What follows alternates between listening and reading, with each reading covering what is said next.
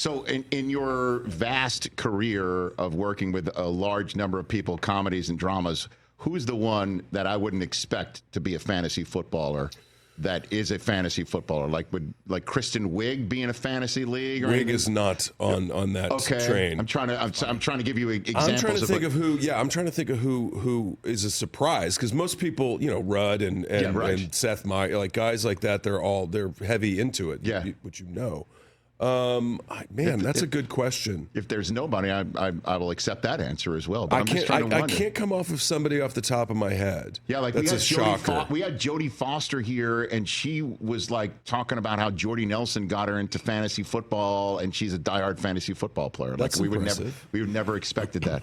Like she's cool. I ran into her this summer. I was in New York working on a new TV show this summer, and literally she was going to the post office with a letter in her hand, walking her dog to the post office, and I go, hey, and we met each other a couple times with various things. I said, Jody, hey, how you doing? She goes, hey, how's it going? We had a nice conversation. I go, where are you going? She goes, post office. I mail a letter. They're just like us. I know. I was like, first of all, who mails a letter? Just text someone. That's your reaction. Yeah. You mailing something to me? Like, well, you are in New York, right? I mean, I'm going way back with that reference. John, you might not know, Demi actually used to play fantasy That's football. what I was gonna say. She was anybody in my league for a few years. She would be the one I would think like might be an outside chance, but we didn't talk about it. But you can confirm she is a fantasy football player? Well, she used to. She was in my league for, I think, like 3 years. Impressive. Yeah. Okay. Impressive. Yeah. Right. She's having a good year. A good year off the fantasy roles. I know that. Well, I mean, this show is awesome, man. Jon Hamm here in support of Landman. It really is. It's so terrific here on the Rich Eisen Show. While you mentioned Don Draper, what is your favorite line from Mad Men that you said?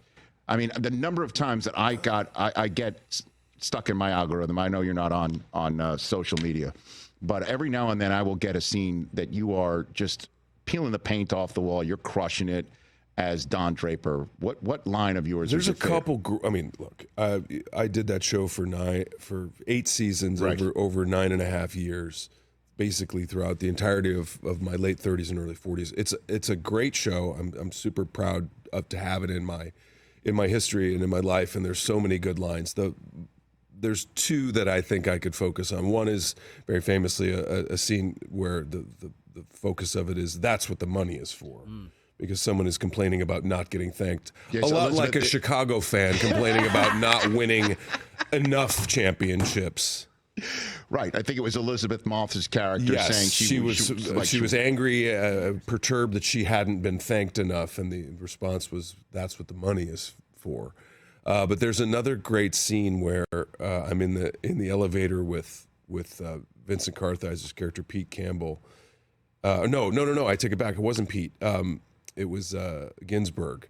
And he says, I feel sorry for you. And I look at him and I go, I don't think about you at all.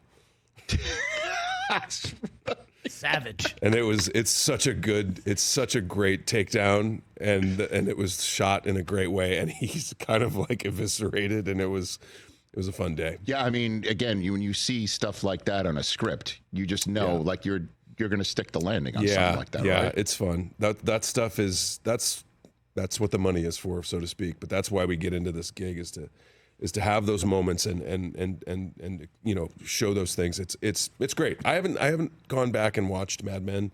I have to do that at some point because I do remember liking the show. Well, I mean, please. I mean, it was as great as any TV show that's ever been made. I mean, I didn't say it. Well, I just did. And it was, by the way, an absolute delight to see you back in the role in Seinfeld's movie recently on Netflix, man. Like, yeah. That was a fun little Easter egg. I got it. It's funny when you get a thing on your phone and it's an unknown number or whatever. You're like, no thanks.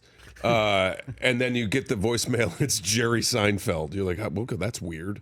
But yeah, this was during heavy COVID too, so we were all masked up, and it was very hush hush and surprise. But it was great. It was super fun.